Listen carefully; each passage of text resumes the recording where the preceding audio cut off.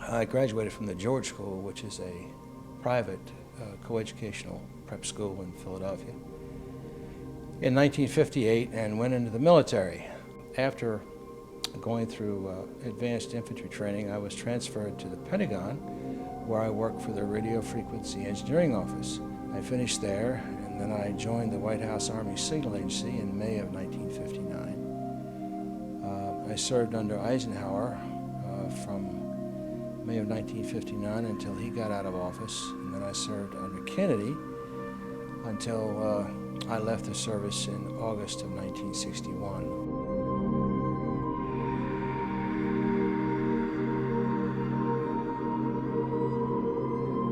I worked with a Lieutenant Colonel Holloman, and I can't think of his first name other than the fact I think it may be Earl, but I can't swear to it. Anyway, my job was to learn how to deal with code, and that's what I did. And when the process of dealing with that through military maneuvers, I learned a lot about Project Blue Book. Blue Book was discussed quite openly in the office.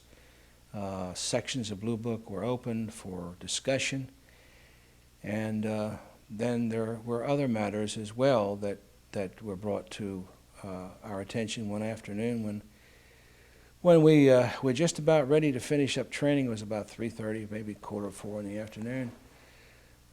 Colonel Hollibird brought out a piece of what appeared to be metallic. It was a metallic piece of looked like a yardstick. It had deciphering. It had encryption on it, and the encryption was pointed out by Colonel Hollibird to each one of us who were in that class, and I think there were 6 or 7 of us at that time. And it was told to us where that came from, and this was in connection with Operation Blue Book. What they were trying to say is, look, we've got this physical information, this physical property, and to go along with what you've seen in Blue Book, we have now been able to get our hands on and show you materially, and that's what he did. They went on to further explain that this was the material that had come from the New Mexico crash in 1947, and that was discussed. I think it was discussed at length, if I'm not mistaken. We spent perhaps another hour or so. We left about an hour late that afternoon, and the next day it was discussed again. They did discuss the fact that there were bodies. Extraterrestrial bodies, yes. There were either 3 or 5, and they didn't even know at that point because some of the information that they had gotten apparently was incomplete. But 3 or 5 stands out in my mind as the number that were taken. One was alive, partially alive at the time that this happened, and I do not know what may have happened to him after that. But the Army Air Force or the Air Force at that time, was very, very much concerned about Blue Book, and there were strict regulations involving anything that had to do with the reporting of a UFO or talking about a UFO. If you wanted to ruin your career, and it was told to us, I was an enlisted man, I was the lowest thing down on the totem pole, and it was made clear to us that if we wanted to mess up our career, the thing that we could do fastest was to talk about UFOs, that we were being groomed for top secret and above, and that we certainly would not be cleared for any kind of confidential material should this be released. You saw an awful lot. You saw a lot of the pictures. Most of the pictures we have seen duplicates of today. Some were, the pictures that I saw were, I think, maybe a little bit better They were taken by Air Force pilots, These as are well pictures of the UFOs. Yes. So they actually had pictures of UFOs in these. Oh, indeed they did. Yes, not only the Air Force, but some were taken by civilian pilots. Some were taken by Marine Air Corps pilots, and some were foreign. And it was made quite clear that there were a number of others that were in place in other agencies that were being used at that time that were not being put in the Blue Book. I inferred from that perhaps those pictures were better than the pictures that they were showing us. It was kind of grayish foil-like, maybe 8 to 10 inches long. I can't remember. It seemed giant-like when I saw it because it was the first time I'd ever seen anything like this before, and all eyes were just peeled on that particular thing. And when he told us what it was was frightening. It was eerie. There, you could have heard a pin drop in the room when it was first mentioned. And what did he tell you it was? Well, he said it had been taken from one of the craft that had crashed in New Mexico, and that it had been taken from a box of materials that the military was working on. They didn't use the word reverse engineering at that time, but it was something similar to the reverse engineering that they felt like they needed to work on, and it was going to take years to do this. I do remember that there was that at the Army Engineers Fort Belvoir that they were doing a lot of experimentation at Fort Belvoir, and that surprised me. It surprised me an awful lot. Well, they look like hieroglyphics. It's hard to describe hieroglyphics, but if you've ever seen any ancient Egyptian writings, you know that the hieroglyphics were animated in some form, and these appeared to be animated. If I knew the code that was supposed to be used to find out how this language was to be interpreted, that it was very expressive. You could tell it was expressive. He had a stainless steel box with a lock on it, almost like a carpenter's box, but maybe bigger. And that's where he got this from. And that's where he put it back.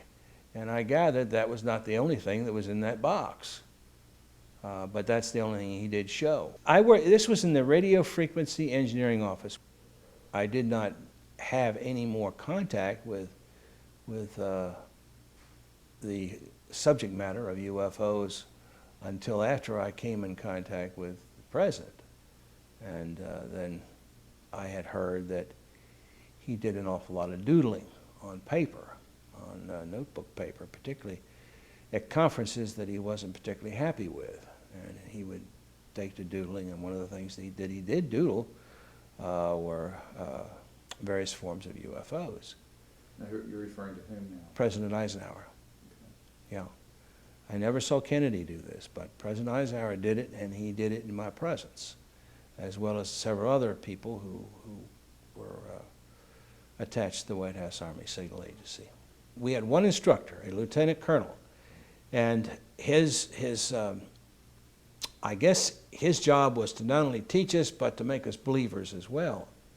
And that's when he produced that piece of material from what appeared to be stainless steel box. It was maybe a kind of a dusty gray-like foil that may have been burned on, looked like it may have been burned on a grill. It was made clear that it was inferred that was not the only piece of information that he had, or that the only object that he had. He had several others. Maybe the whole box was filled, I don't know. But that's the only piece he filled out. And the reason he did this was to make sure that we understood we were dealing with something that was totally out of context from from what we had been dealing with earlier, and but that we might be dealing with in the future. And I think he intended for us to know that our futures were going to be dealing with this subject matter more and more. He did describe them as being symbols of instruction, and that's as far as he would go. But he did infer that the instructions, whatever they might have been, were something that was important enough for the military to keep working on a constant basis. He made it quite clear that this was something that was of grave importance. We were in the basement of the Pentagon, and in those days, that was in 1959, there was a tremendous amount of security there in the basement of the Pentagon. And anybody who's worked there knows what I'm talking about. You could almost carry on an entire war in the basement, and no one else would know what was going on in the floors above. So that's how secure it was. I was working on top secret. I had gotten a secret, and by the time I finished the school, I had been given a top secret, but I was to be given one step higher than that. And at that time, they didn't have a clearance specifically dealing with this problem. If you dealt with a problem, you got a Q clearance, which was a nuclear clearance. And maybe later on, they decided they were going to change that, but I remember that was the big question. How are we going to give security to our security clearances to these people who have been through this course? There were probably 1,500 reported cases at that time that were, I guess you'd say, eligible to be printed or to be put in Blue Book. And the findings that were put in there were highly scientific, and they were highly gone over by the people that knew what they wanted to put in there. This information was information that would never get out to anyone else, but it was designed for the use of particular military personnel. And so what was there was extremely exact and specific. These cases were as bona fide as they possibly could be. They were talking about people who had sterling reputations, either in the military or either in maybe a civilian capacity in some form or another. But they were not taking any loose cannons. This was information that was they thought was extremely accurate. In this country during the early 50s, numerous bases were built that would allow the President and Congress and VIPs to go in case of attack. That is, to maintain the government on its level of being able to function and so forth. And Mount Weather, Virginia, was one of those. Fort Ritchie, Maryland, was another. Camp David, Maryland, in the Catoctin Mountains, was another.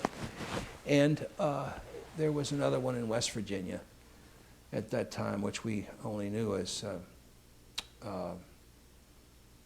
concrete. That was the code name. Mount Weather, for example, is underground. It is designed specifically to be impenetrable as far as then what we knew about atomic weaponry was concerned. But also there was equipment up there, and it was specifically told to me when I first came there. I first went on tour there, because we had to go through all these places where the President would go just to familiarize ourselves on what to do and how to do it. But there was equipment up there to deal specifically with the UFO problem. It was a standard there was a standard operating instruction, and I don't know what it was. That would have been out of my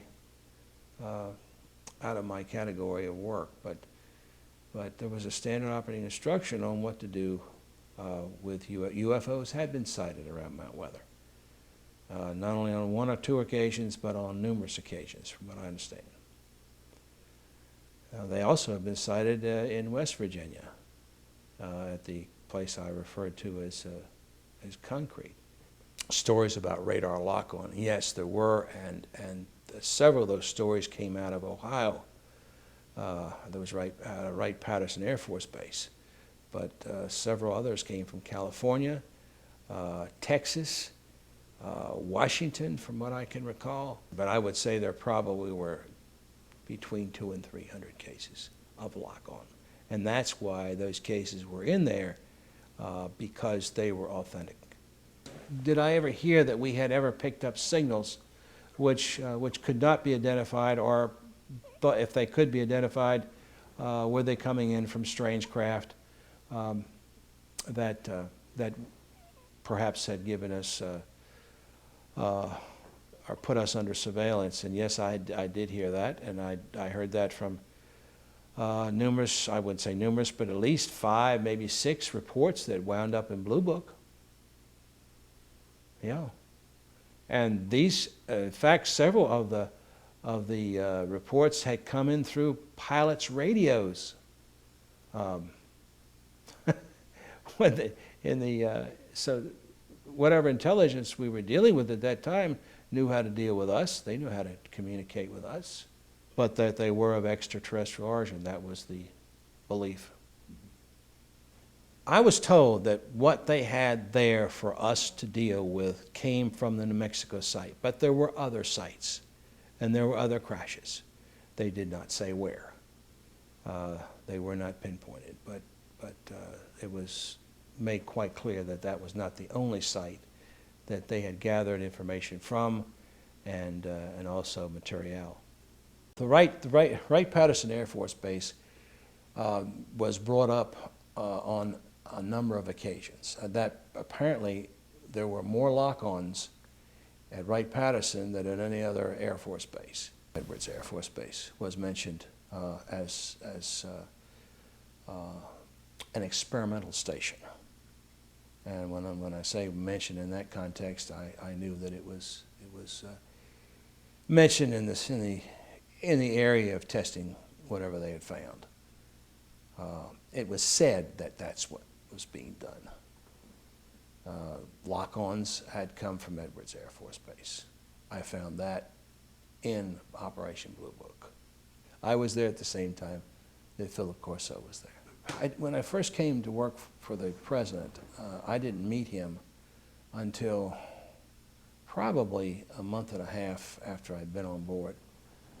And at that time, it was a very formal meeting.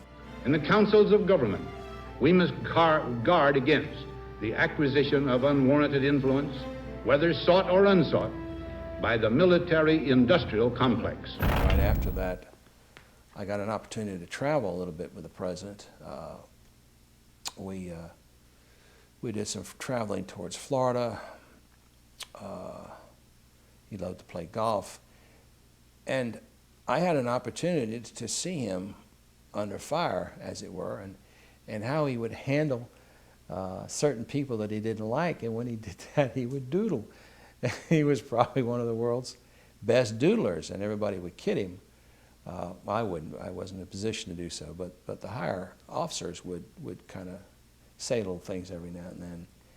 And he just would smile and he'd keep on doodling. Well, on some of those occasions, he had just been given messages or just been given information pertaining to sightings or pertaining to information about UFOs. And I know that for a fact because I was in the comm center.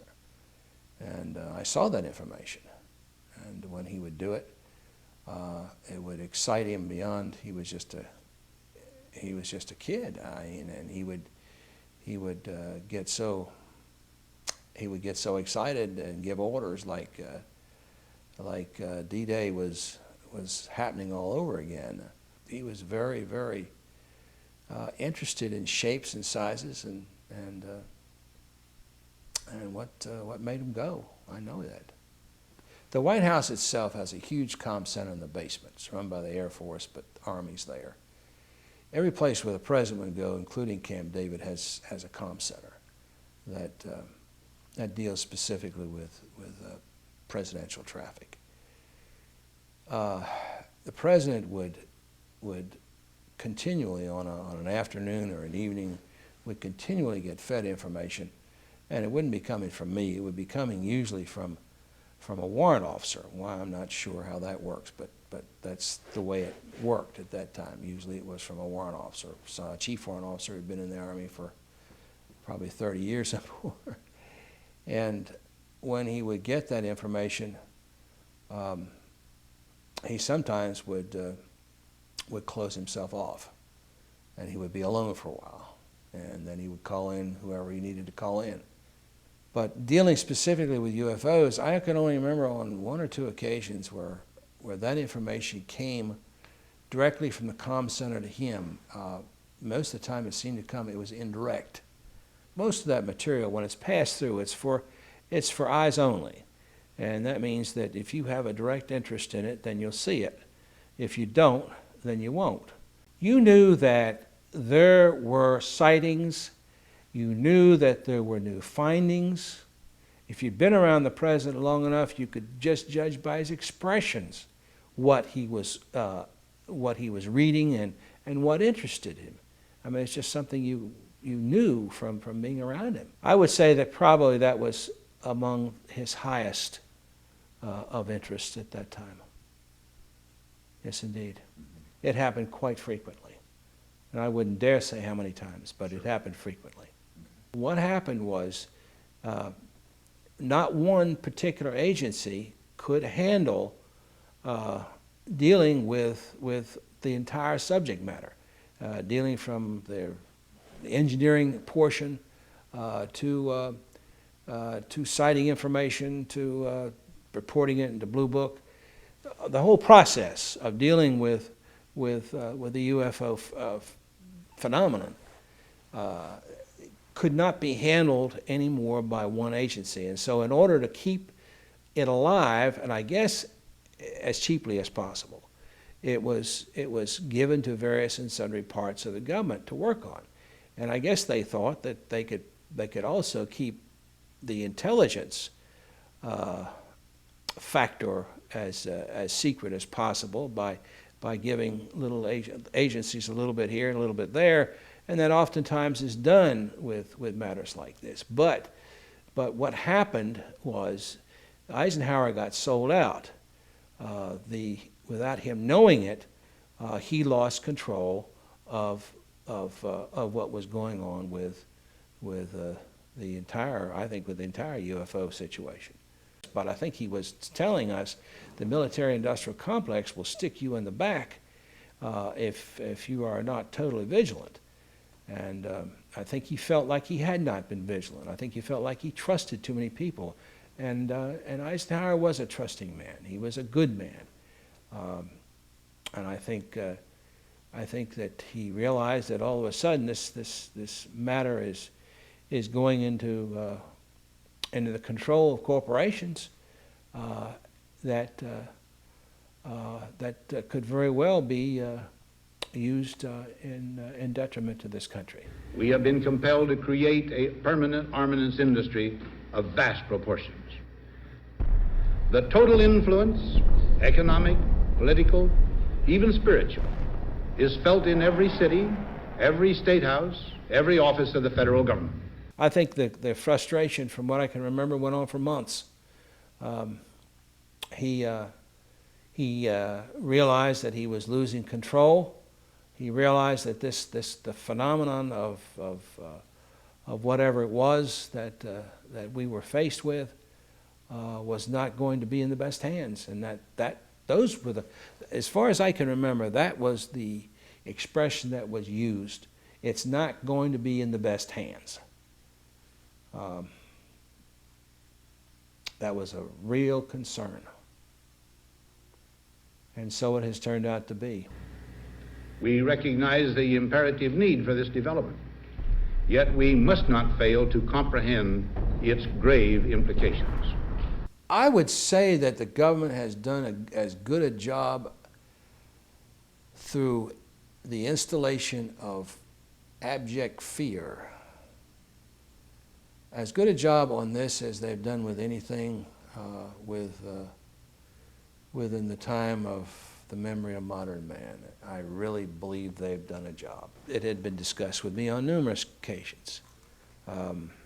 Talked about what could happen to me militarily and what could happen to me even if I discussed this as a civilian. He discussed with me what possibly could happen should there be revelation. Is that what your question was?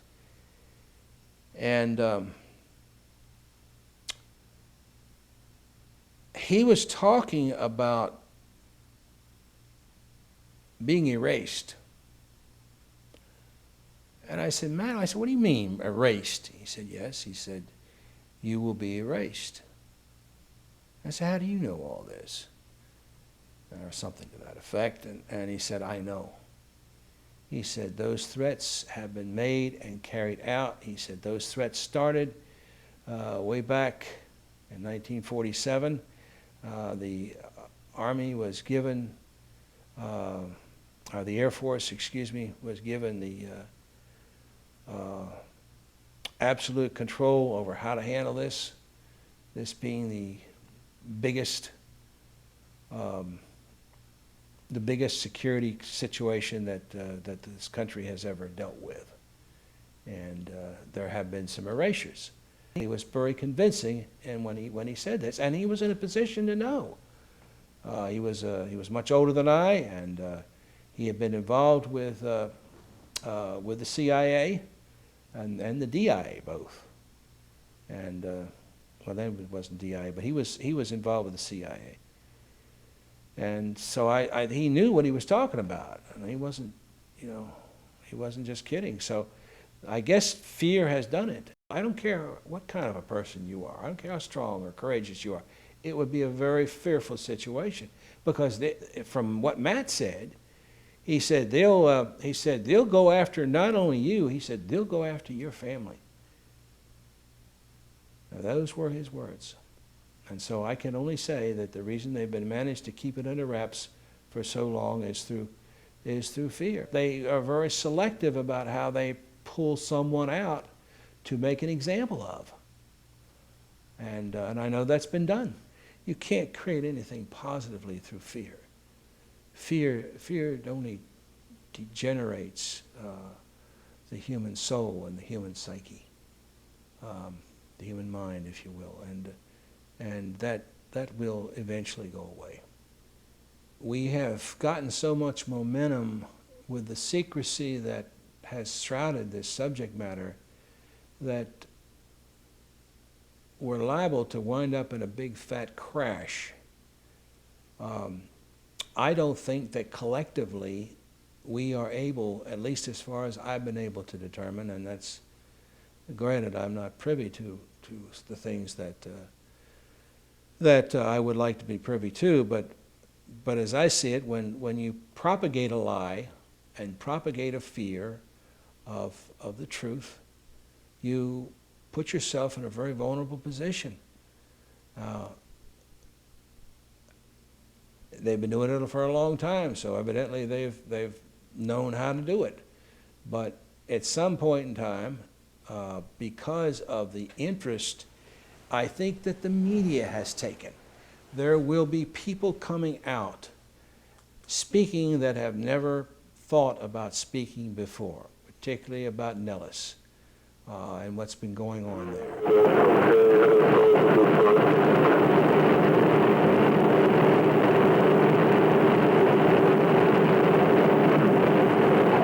I think because what would be revealed would totally destroy